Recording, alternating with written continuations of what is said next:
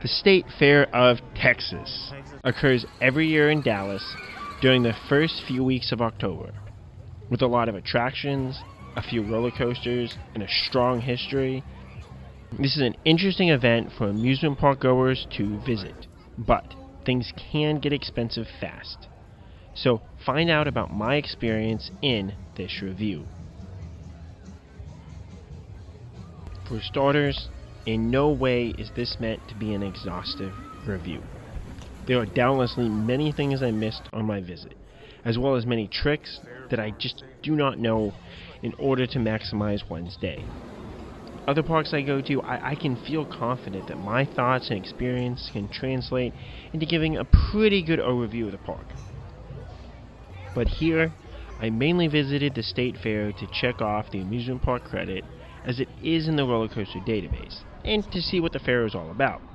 And the complex is simply too massive and too expensive to experience everything in a thorough way.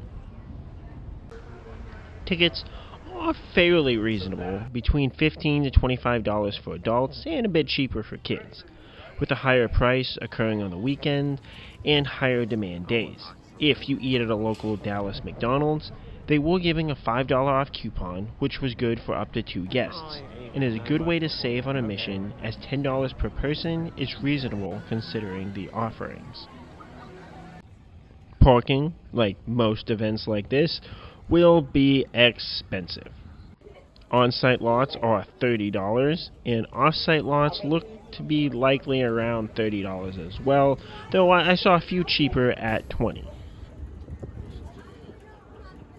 From the website, the parking lot that it directs you to is long and narrow, and not super big, so off-site parking around this Pan Am entrance might be better if you figure it's going to be busy and you get there early. There are also a lot of people entering through the south gates, so I don't know if they used the DART, Dallas's public transit drain, or what they did, as parking doesn't seem to be down that way. The map and schedule that is posted online is small and confusing, even for an experienced park goer like myself. This setup seems similar to Six Flags Over Texas, in that they want to claim to offer various activities, but mainly want you to just come and walk around and not really be sure where exactly you want to go. The website lists the fair's opening at 10 a.m., but the parking lot and gates should open at 9. So you can likely plan to get here early, park, get inside, and start exploring well before the posted 10 a.m. I got to the Midway rides around noon, and the 2 bigger coasters had about a 20 to 30 minute wait. So if you're looking to avoid a wait on these, I'd probably hit them up earlier rather than later. The fairgrounds are located around the Cotton Bowl. Although the Red River Rivalry will take place one Saturday during the fair, normally the football stadium will be empty for most days of the fair. South of the Midway, there are the dinosaurs at the lagoon, which is a cute way to have dinosaurs in a nice beautiful lake with swan boats. There's a science museum here as well, but it seems to be closed for the fair. Next door is Grant Avenue, which seems to be more of a main entrance. This area has more food stalls, as well as leads to Big Tex himself. Next to Big Tex, there's an indoor food court if you want to escape the heat, and a pretty nice Texas history exhibit. The Esplanade is a series of 6 show buildings to represent the 6 flags that have flown over Texas. For the fair, the only thing inside were various cars for sale. The history of the plaza is nice, but I just wish it was used for a bit more than a car commercial. Above this is another Ferris wheel and the main stage for performers, though it doesn't look to be that big compared to NRG Stadium at the Houston Rodeo. The back path offers more solid food options, as well as a student art collection and 2 petting zoo style areas. These have to be accessed from the side, as the workers got mad at me and others for trying to go in through the middle corridor. Towards the north of the complex are the livestock areas, and they even offer guided tours if you really want to see and explore the animals. Finally, the last major area is the Midway, with a collection of permanent rides and the portable rides from Tally Amusement. Eating and exploring different food options at the fair is an essential part of coming. As I focused my coupons on the rides and coasters, I didn't set aside money to taste and explore. But who wouldn't want to try eating at Vandalay Industries? Or they also had a donut chicken sandwich. The corn dog seems super popular with long queue lines built in. The one in the Midway is actually super short. And I did end up getting a corn dog as the heat really made me hungry, and it was cheaper at only $8, and it just seemed to be the thing to do at the fair. The corn dog was a solid size with nice breading. You don't get a plate, but you can put plenty of ketchup and mustard on it. For $8, I can see why they're popular, and it did hit the spot. Other dishes will be much more, as the average seemed to be around $14 to $20 a plate. And as some dishes are more snacks or novelty items, I suspect the size isn't always going to make even that price a very good deal. Drinks ran cheaper, with the best deals being $4 for a drink and $2 for a refill. Cheap beer seemed to be around the $6 mark as well. There's certainly an appeal to wandering around and trying the various dishes offered at the fair, but just make sure to budget accordingly, as it can get expensive fast.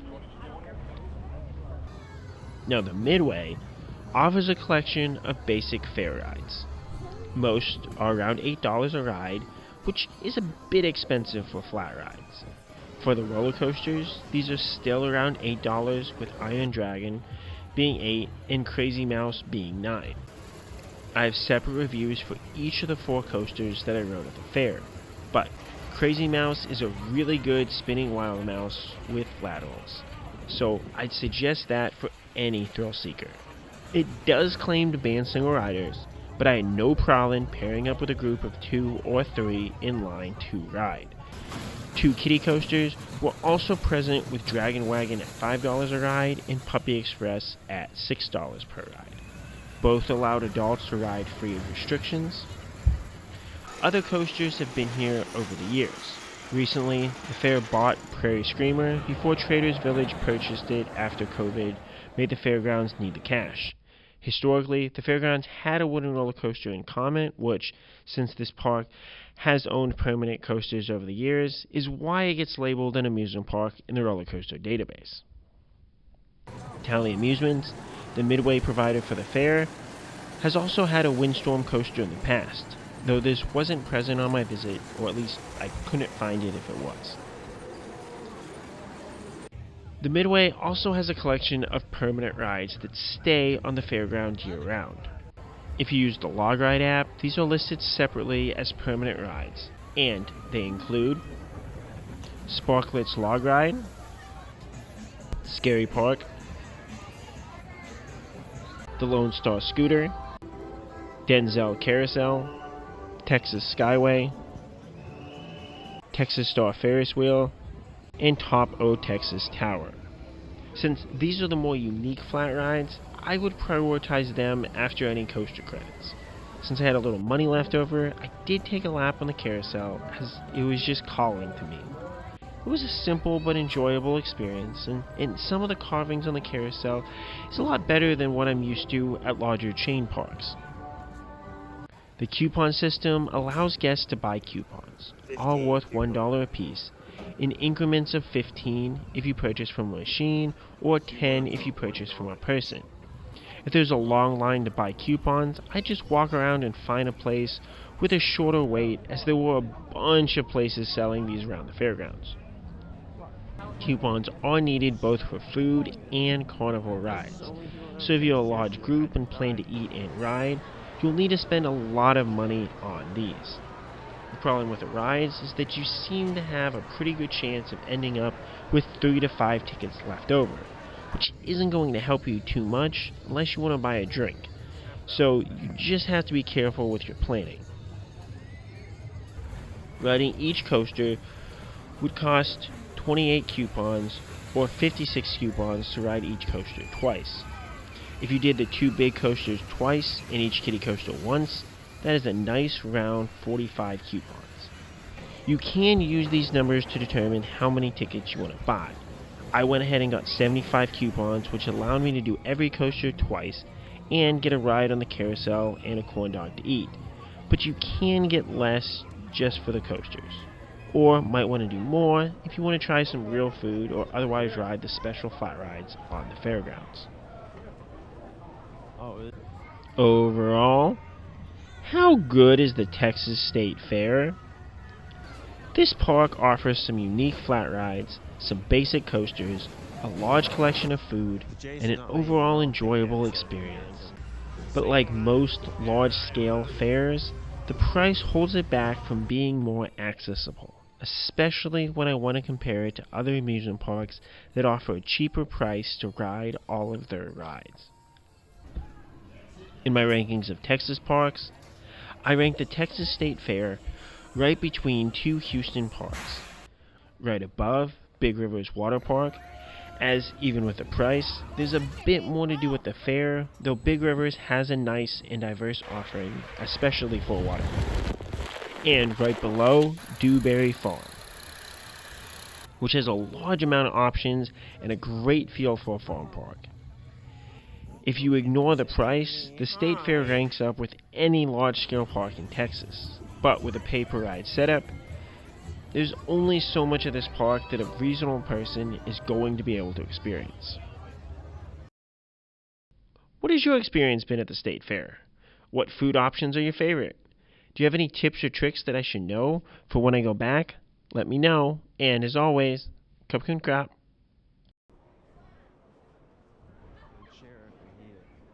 It smells really good.